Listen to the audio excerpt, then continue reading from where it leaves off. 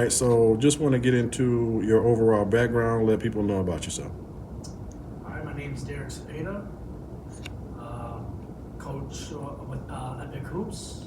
I'm an artist as well, designer, painter, a few things. Probably too many things, to be honest.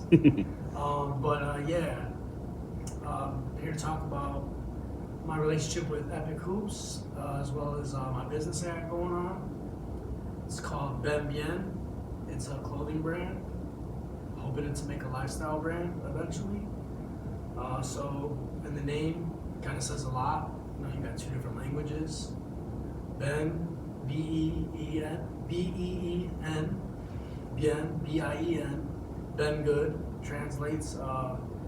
And it's basically promoting cultural diversity. That's why you have two languages within it, almost sounding the same, also coming together, and it means something still. So what I'm trying to do with that, more than just make clothing, the messaging within it is very much inclusive to a lot of different ethnicities and cultures. I feel like a lot of brands only kind of represent maybe how they grew up and their experience, and there's nothing wrong with that. But I feel like every race contributes, especially in this country, and I want to highlight as much of that as I can across the board. So that's basically where we're at with that. Trying to keep it small scale right now and have it grow organically. I don't want to try to get ahead of myself. I want to enjoy the process and really get the message out clearly from the get-go. Touching on the topics I just discussed. But yeah, so I dropped it on the Day of the Dead, 2021. So 2022, it just passed this October, was the 1 year anniversary. The reason I dropped it on the Day of the Dead is I've lost a lot of, I wouldn't say a lot, but key people in my life. So I want to have the birth of something that means a lot to me, and commemorating those that I've lost, because they give me a lot of the strength that I have now. I feel like they guide me and they're with me. So that's very essential to the story of the brand. A lot of the imagery has to do with the Day of the Dead, subtly, but it's all there. So yeah, that pretty much encapsulates the Ben Bien aspect of everything. Epic. This will be my 3rd year coming up this spring. So honored to be a part of it in so many ways. Everybody I've come across, the coaches, the players, administrative, Josie, it's really given me a lot of purpose. And I've only been, this is only my 3rd year, and I don't ever see me wanting to get away from it. It's shown me how much I have to learn, which is a good thing. I love to be a student of life as it is. So, like Coach Tarnell, whose podcast this is, as some of you may know, just in the short time I've known him, learned so much from him. Damian, Justin, Coach Allen, a lot of knowledge at different levels. I think that's the best part about it. It's not just like one level of the game. It's from, the kids being small to way beyond. And so like there's a plethora of knowledge to take in, and it's really exciting. So yeah, that's hopefully encapsulates what we're trying to cover here. So. Gotcha. All right, so give me a little bit of information here on this one. Why did you get into coaching? So it was actually really unexpected. It wasn't a conscious choice. It actually happened. I was taking my stepson to a tryout. My brother had mentioned he knew the guy that was running the program. This was Junior Royals, Larkin Junior Royals program, Peter program in Elgin, Illinois. And so I, get there, go say hi to him, he knows my brother. He's like, man, your brother's a heck of a baseball player, not basketball player. And so, in the middle of the conversation, out of nowhere, he's like, hey, you want to coach? I'm like, basketball? Head? He's like, yeah, get your own. I'm like, the thing is, what has to be understood is I'm in a transitional place in life where I'm getting really close with God. And I'm living by this mantra of, if God puts something in my path, don't run from it. So this was very soon after, I started living by this. So I thought about it for like 5 seconds. The fear, obviously, of the unknown was my initial reaction. Wanted to say no because I've never coached. But like I said, I'm in a new space in life, so I say yes. And I tell people this story that are close to me, and it's one of the best decisions I've ever made in my life. I can't imagine my life right now if I would have said no to that. My trajectory would have been very different. So I do say yes, and so this is what I'm bad with concept of time. I want to say 5 years ago now. So those same boys that I coached that first year, I'm still going to their high school games now. Some of them, a bulk of them, I'd say half of that team from that initial year of coaching have come to the Epic program with me after their high school season. So that's like how close we became. We're family for real. Like I look at them as my kid.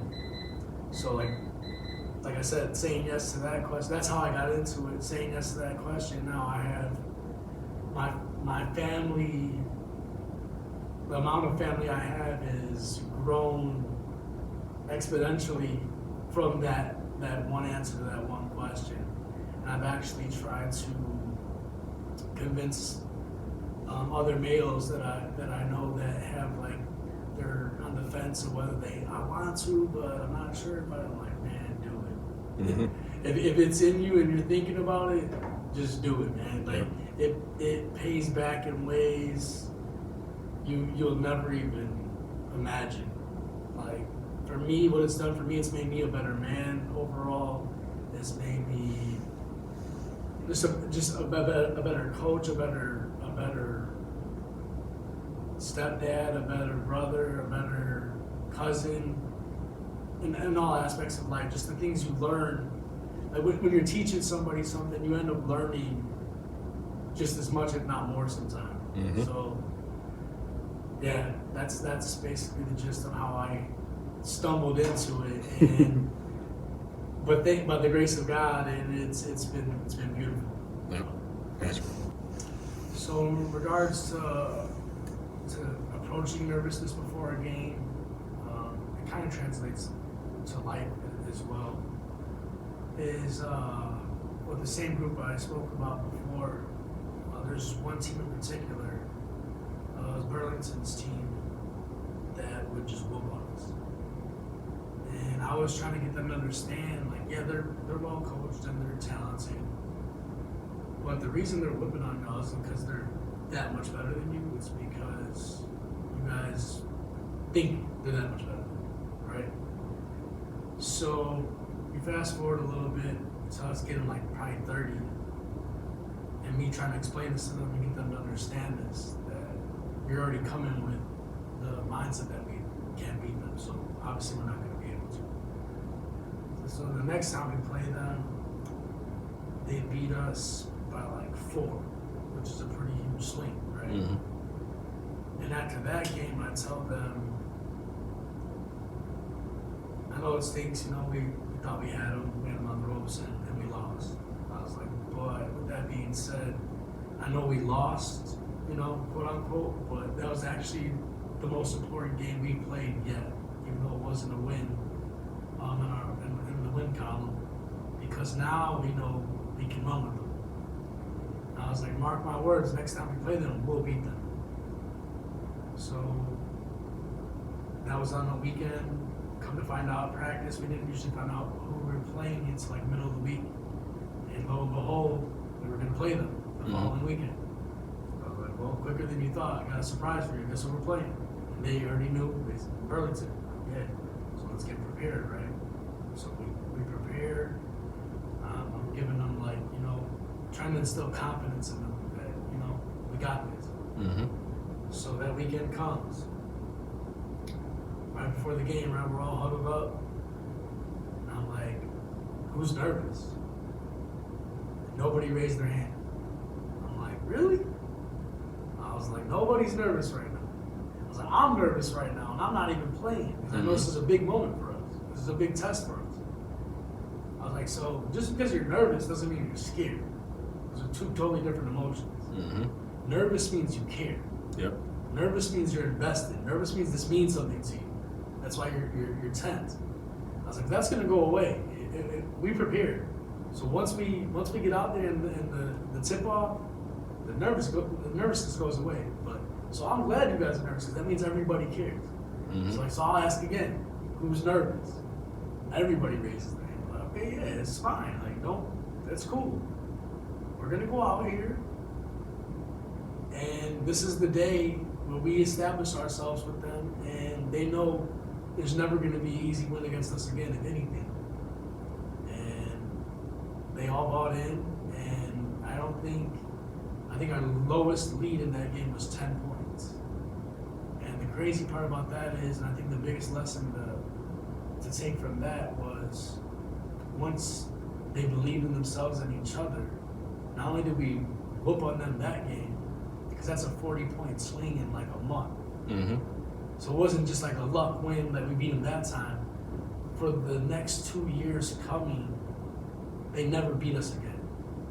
Like once they realized we are, we good, we good. Let's pump our chests, and they believe in themselves and each other, like I said.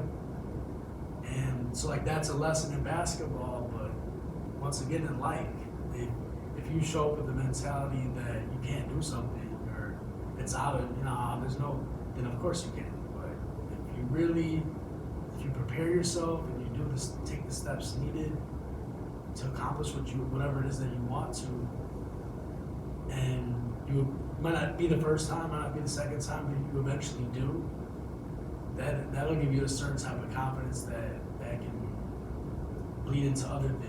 You know what I mean? And get you a sense of momentum that carries into other things you didn't think you could do. Well, I didn't think I could do that, and I did that. And I didn't think I could do that, and I did that. Well, maybe there ain't nothing I can't, So nervousness for me is a good thing, because that just means that you're invested.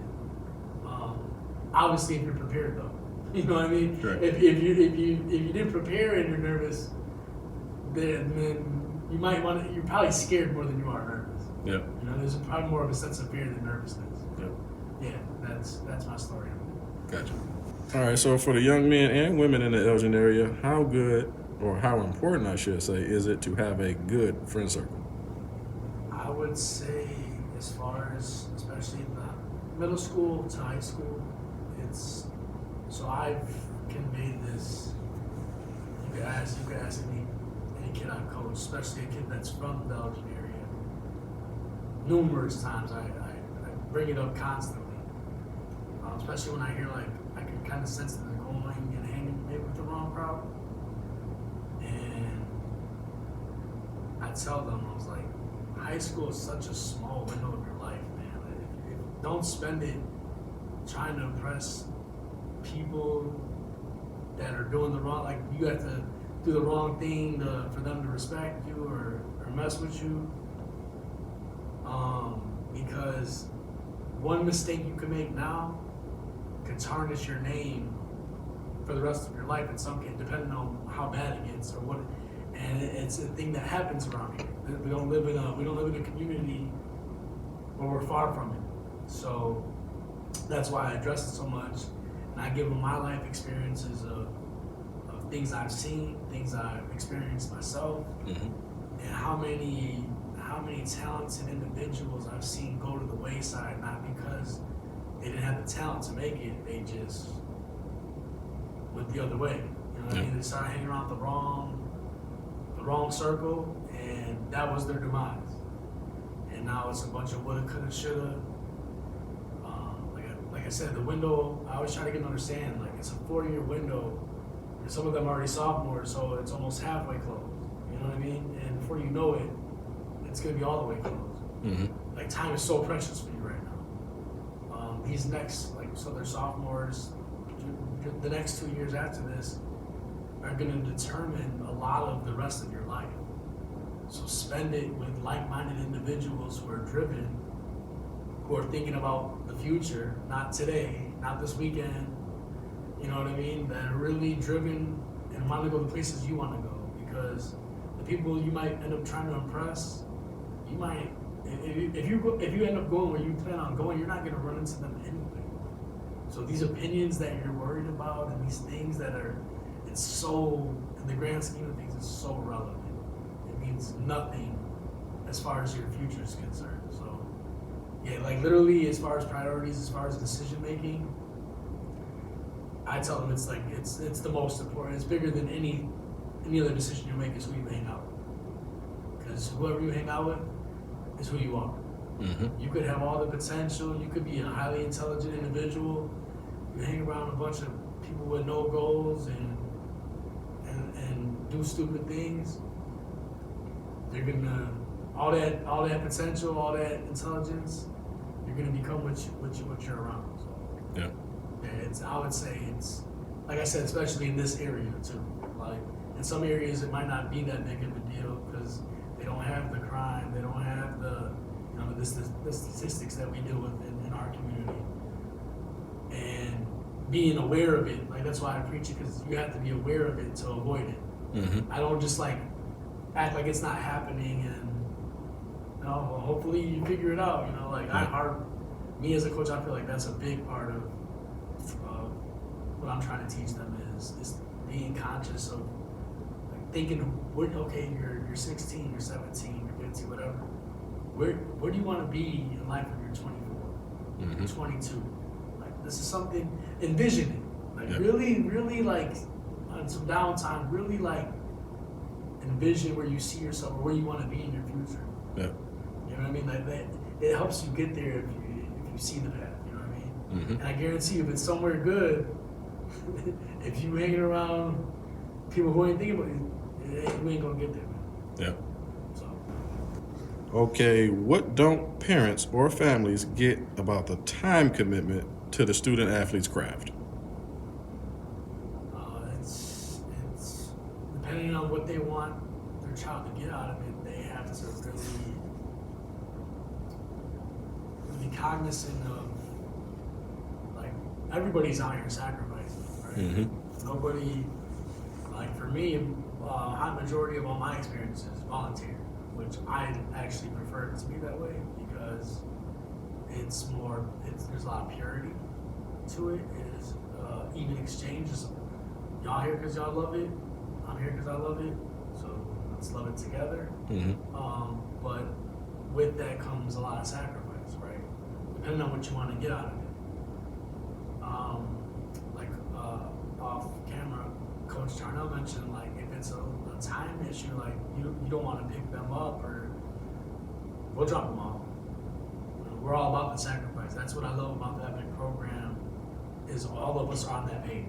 I don't see anybody like complaining about being there or trying to cut something short because they got something else to do. Like we're all there because we want to be there, and I think that just goes without even saying. It's just understood. So I feel like the parents need to be on the same page with us. Like me, for example, last season I was giving in my sedan. It was me driving, somebody in the passenger, and 4 people. So that's 6 people in a 4-seater. And it didn't bother me one bit, right? Mm-hmm. Like I love those drives with my boys. Yep. Now this is to and from practice, to and from tournaments, because these will be the moments in life I look back on and I'm gonna cherish forever. You know what I mean? So like, as far as like what the student athlete, they're already going through a lot. They're giving a lot if they're doing to their full potential. That's draining. Yep. The last thing they need is you as a parent not supporting it and not doing what the program is asking of them, because there has to be an understanding where we're not gonna ask, or it's all for the benefit of them, right? We're not gonna, and there has to be a trust there. I'm pretty sure by now, I don't think we have too many issues with that in our program. Not saying that it never happens, but I feel like it's pretty well understood where our hearts lie. But yeah, it's a huge, it's a hard lifestyle to excel in the classroom, and then when you get out, you're doing this, and not to mention you still got to do your studies. So yeah, if it was easy, everybody would do it, right? Yeah. All right. So, what would be your best athletic story or athletic situation that you have? So mine is more of a situation,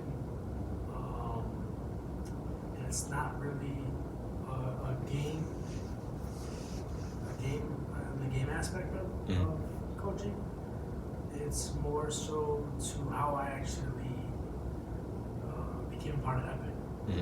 So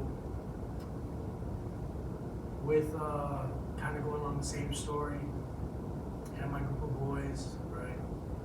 Like my sons to me at this point, I had them supposed to have from 5th to 8th, and like for me, pretty much, I didn't know what was gonna happen after that because I moved up with them each year.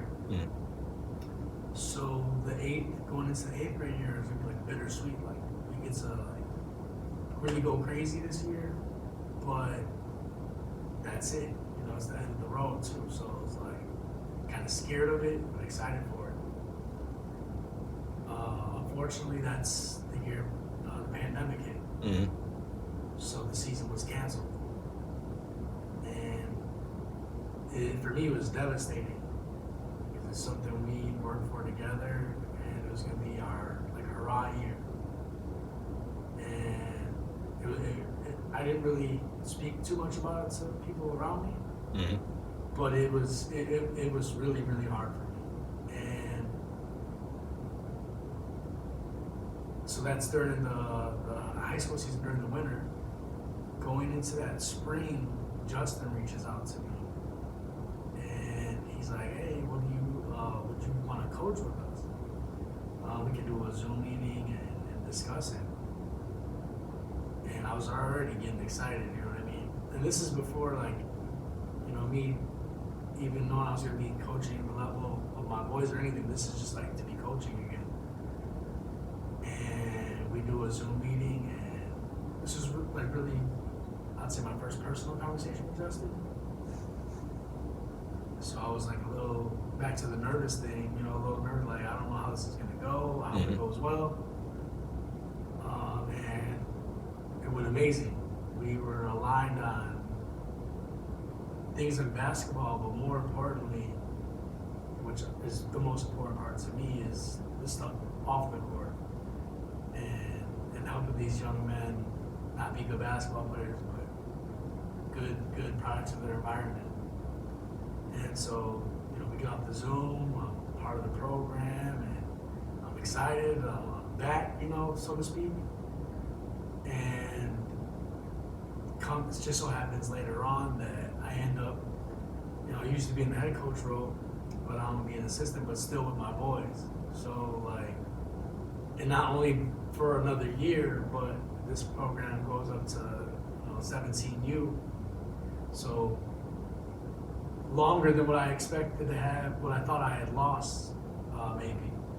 So for me, in my experience so far, that rejuvenated me, not only for coaching, but like I said, these boys are my family, and all of those things, which, man, and that's, like I mentioned in the beginning of the episode,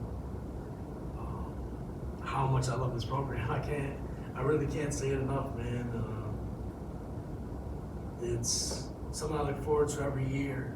I do a lot of things in my free time, mostly in art and design these days, but I don't ever see me wanting to not at least do it this part. You know, it might take up more time later in life. I can't predict that, but I know minimum I'm gonna be doing, you know, the springs and summers if it bleeds into that. But yeah, that by far, that moment of being in that low spot and then Justin just reaching out to me randomly, and I think what's really beautiful about the reason he told me why he reached out was, and he's mentioned it after as well, which means a lot to me, is he's been around a lot of coaching, a lot of dynamics of coaches with their kids, and it really fills me up when he mentioned, you know, like, man, dude, like, your boys love you, man. Like, you know what I mean? Like, what you have with your boys is it's not common, you know what I mean? Like, they really, it's beyond basketball, you know what I mean? They're with you, you know what I mean? Like, that's why they, you know, some of them even came to the program because they heard I was coming to the program. You know what I mean? Like, they were like, oh, you going over there? Oh, and that's where we're at, you know? Yeah.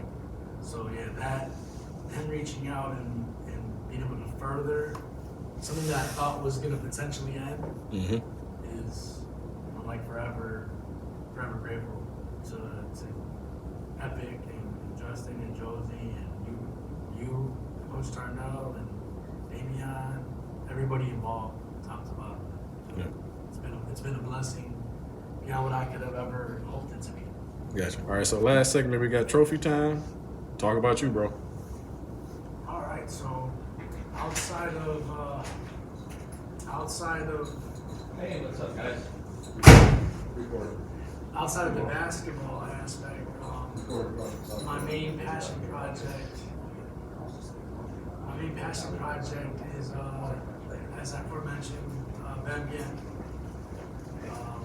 Coach Tarnell asked me to give some more transparency where I'm at in the process. And I guess the easiest way to put it is I have a lot of really big ideas. You know, from what I'm envisioning, it's definitely international. I'm sitting on quite a few, I'd say around 100 designs, like really amazing stuff. But it's for me, it's funding. You know, as you can tell, I'm a working class guy, trying to make it happen. I feel, and I wouldn't just want someone to help me. Just, you know, like, I would want them to understand what I'm trying to accomplish and how necessary it is. And for me, I think it's maybe it could be a flaw, I guess how you look at it, but and it sounds crazy, but money is not what drives me at all. Like, I would do this, well, I'm not making money now, so, and I'm not ashamed to say that because it's not gonna ever deter me whether I'm making money or not, because I believe in it regardless. So I just need maybe the right person to understand what it is and believe in it with me. And I feel like Ben could be, from what I'm envisioning, I see it being something you see almost as common as a Nike logo, as an Adidas logo. But the thing is, with those logos, I don't feel like there's a lot of, like, when I think of Nike, when I think of Adidas, I think of quality. But there's a lot of brands I feel like they have quality, but I don't really tie anything culturally or like a message that really emotes me or has me feel anything, right? So that's kind of what I want to do. Not kind of, that is what I want to do. I want to use clothing as a medium to convey a lot of topics